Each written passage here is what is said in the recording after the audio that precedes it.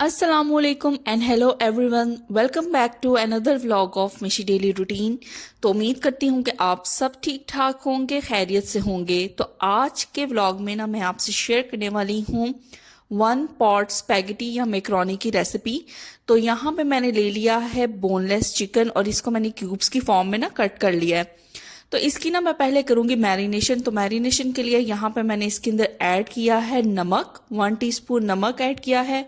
1 teaspoon ही मैंने इसके अंदर ब्लैक पेपर पाउडर ऐड किया है और 2 टेबलस्पून के करीब यहाँ पे मैंने कॉर्नफ्लोर ऐड किया है। तो बस सारी चीज़ों को अच्छी तरह से मिक्स कर लेना है और चिकन को मैरिनेट करने के लिए तकरीबन आधे घंटे के लिए ना इसको छोड़ देना मैरिनेशन के लिए। चिकन को मैरिनेट हुए आधा घंटा हो गया ना, तो यहाँ पे मैंने कढ़ाई ले ली है और उसके अंदर ना मैं ऐड कर दूंगी ऑयल। तो ऑयल के अंदर सबसे पहले मैं ऐड करूंगी प्याज। तो यहाँ पे मैंने एक छोटे साइज का प्याज लिया है, इसको चॉप करके यहाँ पे ऐड कर देंगे। बस इसे हल्का सा ना सौटे करेंगे ताकि ये थोड़ा सॉफ्ट हो जाए। तो जैसे ही देखिए प्याज सॉफ्ट हुआ है ना, तो जो चिकन हमने मैरिनेट करके रखा था वो इसके अंदर ऐड कर देंगे और इसे अच्छी तरह से फ्राई कर लेंगे जब तक चिकन वाइट हो जाए और इसका जो कच्चापन है वो खत्म हो जाए। तो प्याज ऐड करने से ना बहुत ही अच्छा फ्लेवर आता है, आप जरूर ऐड करिएगा जब भी आप ये बनाएं। अब साथ ही इसके अंदर ना मैं ऐड कर दूंगी अदरक लहसुन का पेस्ट। तो तकरीबन 2 टेबलस्पून के करीब यहाँ पे मैंने अदरक लहसुन का पेस्ट ऐड किया है। अगर आपके पास सेपरेट में हो लहसुन का पेस्ट तो आप सेपरेट लहसुन पेस्ट ऐड कर सकते हैं। तो चिकन की देखें मैंने अच्छी तरह से ना भुनाई कर ली है, वाइट भी हो गया और इसका कच्चापन भी खत्म हो गया है। तो अब मैं इसके अंदर ऐड करूंगी टोमेटो पेस्ट और टोमेटो पेस्ट मैं फर्स्ट टाइम खुद भी यूज़ करने जा रही हूँ। तो मैं स्पैगेटी और मैक्रोनी दोनों बनाऊंगी, तो उस हिसाब से यहाँ पे मैं तकरीबन हाफ कप के करीब टोमेटो पेस्ट ऐड करूंगी। ये जो मैं कप जिससे ऐड कर रही हूँ ना, ये 1/4 कप है। तो वैसे जो मैंने इससे ऐड किया है ना, वो हाफ कप के करीब टोटल क्वांटिटी मैंने ऐड किया टोमेटो पेस्ट की। बस इसे अच्छी तरह से मैं भून लूंगी ताकि टमाटरों की भी जो एक रॉ स्मेल है, एक कच्ची स्मेल है, वो खत्म हो जाए। तो 2 से 3 मिनट के लिए अच्छी तरह से मैंने टमाटरों की भी चिकन के साथ भुनाई कर ली है। और अब इसके अंदर ना मैं ऐड कर दूंगी सॉसेस। तो बेसिक जो सॉसेस होती हैं जैसे सोया सॉस है, सिरका है और चिली सॉस है, वही इसके अंदर मैं ऐड करूंगी। तो ये सबसे पहले देखें मैंने यहाँ पे डार्क सोया सॉस ऐड कर दिया है, तकरीबन 2 टेबलस्पून के करीब भर के यहाँ पे मैंने डार्क सोया सॉस ऐड किया है। और अब मैं इसके अंदर ऐड कर दूंगी विनेगर। तो मेरे पास ये एप्पल साइडर विनेगर है, आपके पास व्हाइट विनेगर हो तो आप वो भी ऐड कर सकते हैं। और ये तकरीबन 1 टेबलस्पून के करीब यहाँ पे मैंने ऐड किया है। नेक्स्ट जो सॉस मैं ऐड करने जा रही हूँ ये टोटली ऑप्शनल है, आपके पास हो तो आप ऐड करें, ना हो तो आप स्किप भी कर सकते हैं। ये है मामासिटा सॉप और तकरीबन हाफ आप समझ लें टेबल स्पून के करीब या 1 टीस्पून के करीब ही यहाँ पे मैंने ये सॉस ऐड की है। और लास्ट में मैं इसके अंदर ऐड कर दूंगी हॉट सॉस। तो बस ये सारी सॉसेस ऐड करने के बाद इसे अच्छी तरह से ना मिक्स कर देंगे और भून लेंगे। साथ में इसके अंदर मैं कुछ स्पाइसेस ऐड कर दूंगी, जिसके अंदर जाएगा नमक, लाल मिर्चों का पाउडर और काली मिर्चों का पाउडर। तो ये अपने टेस्ट के अकॉर्डिंग आप इसके अंदर तीनों स्पाइसेस ऐड कर सकते हैं और अच्छी तरह से हम इसे मिक्स कर लेंगे। साथ ही 2 हरी मिर्चें मैंने यहाँ पे काट के ऐड कर दी हैं। तो आप समझ लें आज जो स्पैगेटी या मैक्रोनी बनने जा रही है वो देसी और चाइनीज दोनों का कम्बिनेशन है, आपको मजा आ जाएगा। जरूर आपने इसी तरीके से बना के देखनी है। तो बस अच्छी तरह से बुनाई कर ली है। तो अब मैं इसके अंदर ऐड कर दूंगी मैक्रोनी और स्पैगेटी दोनों।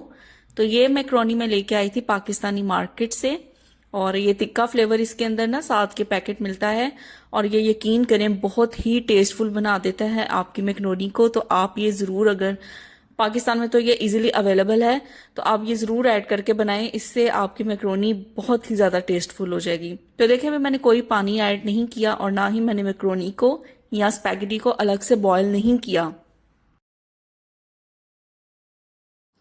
तो भी आप देख लें मैंने स्पैगेटी ऐड की है, पानी ऐड नहीं किया। तो आपने बिल्कुल भी इस चीज़ की टेंशन नहीं लेनी कि ये कैसे गलेगी स्पैगेटी। चलो मैक्रोनी तो मसाले के अंदर डिप हो जाती है, तो स्पैगेटी कैसे होगी। तो बिल्कुल आपने थोड़ा थोड़ा करके इसके अंदर पानी ऐड करना है। तो जैसे ही बेस से नीचे से स्पैगेटी सॉफ्ट होना स्टार्ट होगी तो इजीली ये सारी स्पैगेटी अंदर जाना शुरू हो जाएगी। तो अभी आप देखिएगा थोड़ी सी ये नीचे से बॉईल होगी ना, तो देखें काफ़ी हद तक ये अंदर जाना स्टार्ट हो गई है। एक तो आपके बर्तन बहुत लेस इस रेसिपी से, 1 पॉट रेसिपी से ना बहुत कम आपके बर्तन भरते हैं। आपको बहुत ज़्यादा एफर्ट नहीं करनी पड़ती कि पहले आप अलग से पानी रखो, फिर उसको बॉईल करो मैक्रोनी को या स्पैगेटी को, फिर उसे स्टेन करो। तो ये इजी है और लेस टाइम में भी बन जाती है और लेस आपको बर्तन इसके अंदर यूज़ करने पड़ते हैं। साथ ही यहाँ पे मैंने ना एक चिकन क्यूब ऐड कर दिया है, तो ये फ्लेवर को और ज़्यादा इन्हांस कर देगी। तो आप देखें कि कितनी ज़्यादा स्पैगेटी बॉईल हो गई है, सॉफ्ट हो गई है। तो जब जब आपको ज़रूरत पड़े आप बीच में टेस्ट करते रहे। अगर स्पैगेटी या मैक्रोनी सही तरह से गले नहीं तो आप बस पानी ऐड कर दें उतना, और ये उसी में पक जाएगी। साथ ही इसके पैकेट के अंदर जो तिक्का मसाला आता है अब मैं वो ऐड करूंगी। आप ये समझें कि ये एक जादुई मसाला है। तो अगर आप भी ये वाली तिक्का फ्लेवर वाली मैक्रोनी लाते हैं ना, तो आपने ये ऐड करना भूलना नहीं कि हमने बाहर से स्पाइसेस ऐड की हैं। तो आपने जो बाहर से आप स्पाइसेस ऐड करेंगे ना, नमक, मिर्च, सिरका, सोया सॉस, आपने ये जहन में रख के ऐड करना है कि अभी आपने तिक्का मसाला इसके अंदर ऐड करना है। बस जी अब मैं इसके अंदर ऐड कर दूंगी कैप्सिकम। और मेरे पास ना 2 कलर की शिमला मिर्चें मौजूद थी, एक रेड कलर की और एक येलो कलर की। तो मैं वो इसके अंदर ऐड कर दूंगी। अगर आपके पास ये दोनों अवेलेबल नहीं और ग्रीन वाली अवेलेबल है तो आप ग्रीन वाली चॉप करके या क्यूब्स की फॉर्म में कट करके आप वो ऐड कर दें। अगर तीनों में से कोई भी नहीं है तो टोटली ऑप्शनल, आप स्किप कर दें। मेरे पास ये 2 कलर थे तो मैंने ये ऐड कर दिए। और इस बात का आपने ख्याल रखना है कि अगर आप शिमला मिर्च ऐड करें, कोई से भी कलर की ऐड करें, तो आपने इसको लास्ट में ऐड करना है ताकि इसकी जो क्रंचीनेस है ना वो मेंटेन रहे। क्योंकि पहले हमने, आपको पता है कि 1 पॉट बना रहे हैं और मैक्रोनी और स्पैगेटी को भी हमने इसी के अंदर गलाना है, बॉईल करना है। तो अगर आप पहले ऐड कर देंगे ना तो ये सॉगी हो जाएंगी और इनका टेस्ट नहीं आएगा, खड़ी खड़ी नहीं रहेंगी। तो अब ये देखें यहाँ पे मैं ऐड कर रही हूँ चीज़। तो ये मेरे पास जो ब्रेड में रखने वाली चीज़ होती है वो मैंने इसके अंदर 2 स्लाइसेस ऐड कर दिए हैं। तो यकीन करें ये इसके फ्लेवर को और ज़्यादा इन्हांस कर देगी। जैसा कि मैंने आपसे कहा कि मैं आज कम्बिनेशन बना रही हूँ, देसी और चाइनीज़ दोनों। तो ये आपने ज़रूर ऐड करनी है, ये बहुत फ्लेवरफुल बनेगी। और एक चीज़ जो मुझसे मिस हो गई है वो ये है कि यहाँ पे मैंने थोड़ी सी क्रीम भी ऐड की थी और वो क्लिप शायद मुझसे डिलीट हो गया। तो यहाँ पे मैंने थोड़ी सी क्रीम ऐड की थी और ये देखिए कितने क्रीमी यमी किस्म की स्पैगेटी तैयार हुई है। यूजली मेरे हस्बैंड ना स्पैगेटी मैक्रोनी ये चीज़ें लाइक नहीं करते, लेकिन ये इतनी टेस्टी और इतनी मज़े की बनी थी ना कि वो खुद कह रहे थे कि इतने मज़े की बनी है, मैं कभी इतनी नहीं खाई जितनी मैंने आज खाई है। तो ये आपने ज़रूर ट्राई करनी है, बच्चों को क्या बड़ों को भी पसंद आएगी। तो काम वगैरह से, खाने वगैरह से फ्री होकर मैं किचन में आ गई थी और मैं बनाने लगी हूँ सरफेस क्लीनर। तो चले मैं आपसे भी शेयर करती हूँ। अच्छा, ये ना होममेड सरफेस क्लीनर है। तो इसके लिए देखिए कोई सा भी मेयरिंग कप ले लिया मैंने और इसके अंदर 1 गिलास पानी ऐड कर दिया है और 1 कैप भर के ना इसके अंदर मैं सिरके की ऐड कर दूंगी। और साथ ही आपके पास जो भी डिश वॉश अवेलेबल है ना, जो आप बर्तन धोने के लिए यूज़ करते हैं, वो इसके अंदर आपने थोड़ा सा ऐड कर देना है। और साथ ही इसके अंदर मैं 1/2 कप के करीब ना डिटॉल ऐड कर रही हूँ। और खुशबू देने के लिए यहाँ पे ना मेरे पास डीओडराइज़र है, यानी ये अगर आपने फर्श वगैरह को जब साफ़ करते हैं ना तो ये पानी में थोड़ा सा ये ऐड कर दें तो इससे ना बहुत अच्छी खुशबू आती रहती है सारा दिन। तो आपके पास अगर ये ना हो तो आप स्किप भी कर सकते हैं। तो बस ये चीज़ें ऐड करके ना इसको मैं अच्छी तरह से मिक्स कर लूँगी। अच्छा, इसके बेनिफिट्स भी काफ़ी हैं। एक तो ये सरफेस को क्लीन कर देगा, सरफेस के ऊपर या चूल्हे के ऊपर जो भी चिकनाई वगैरह होगी ना ये उसको भी कट डाउन करेगा। कोई भी ग्रीस है, चिकनाई है, ये उसको भी रिमूव कर देगा। और साथ ही इसके अंदर जो डिटॉल है तो वो एंटीबैक्टीरियल के तौर पे काम करेगा, डिसइंफेक्टेंट के तौर पे काम करेगा, यानी जो जर्म्स हैं उनको किल करेगा। तो ये देखिए स्लैब के ऊपर मैंने अच्छी तरह से स्प्रे कर दिया था और इसको स्पंज से मैंने रब कर दिया। तो कोई सा भी स्पंज आप ना सेपरेट रख लें जो आप सिर्फ इसी पर्पज़ के लिए यूज़ करें। तो ये देखें, वैसे देखने में कितनी नीट एंड क्लीन लग रही थी शेल्फ, लेकिन जैसे ही मैंने वो स्प्रे किया ना तो जो ग्रीस के भी थोड़े बहुत मार्क्स थे। अब मैं स्टोव को यानी चूल्हे को क्लीन कर लूँगी।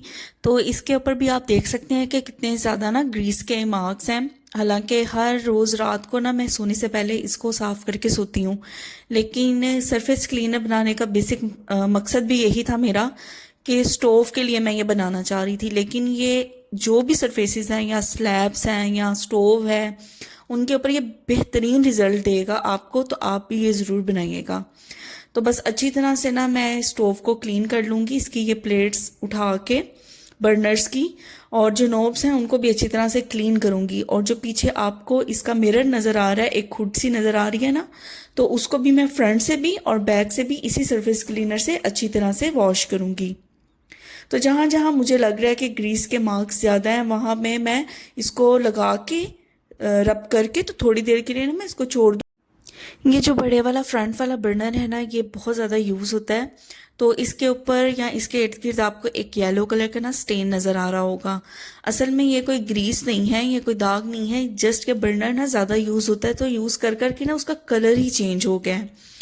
तो बस अच्छी तरह से मैंने इसको देखे रब कर लिया है। और फिर कोई सा भी डैम्प क्लोथ लेके, यानी किचन में आप जो भी किचन टॉवल यूज़ करते हैं उसको आपने हल्का सा गीला करके तो इसको अच्छी तरह से ना साफ़ कर लेना है। तो मेरी राय में तो ये परफेक्ट है और आप भी इसको ज़रूर बनाइएगा। तो ये देखिए कितनी ज़्यादा ना ग्रीस उतर रही है। तो इसी तरह इसका हुड को भी मैं साफ़ कर लूँगी और नोब्स को भी साफ़ कर लूँगी इसी सरफेस क्लीनर से। और जब जब मुझे ज़रूरत पड़ेगी तो मैं इसको बना के रख लूँगी। तो उम्मीद करती हूँ कि आपको ये वीडियो पसंद आई होगी, आज की कुकिंग भी आपको अच्छी लगी होगी, और ये जो सरफेस क्लीनर मैंने आपके साथ शेयर किया ये भी आपको अच्छा लगा होगा। तो वीडियो पसंद आई हो तो इसको लाइक करें, शेयर करें, कमेंट करें, अपने फ्रेंड्स एंड फैमिली मेम्बर्स के साथ इसको ज़रूर शेयर करें। चैनल पे नए हैं तो चैनल को ज़रूर सब्सक्राइब कर दें। अपनी दुआओं में याद रखें। टिल देन टेक केयर, अल्लाह हाफिज़।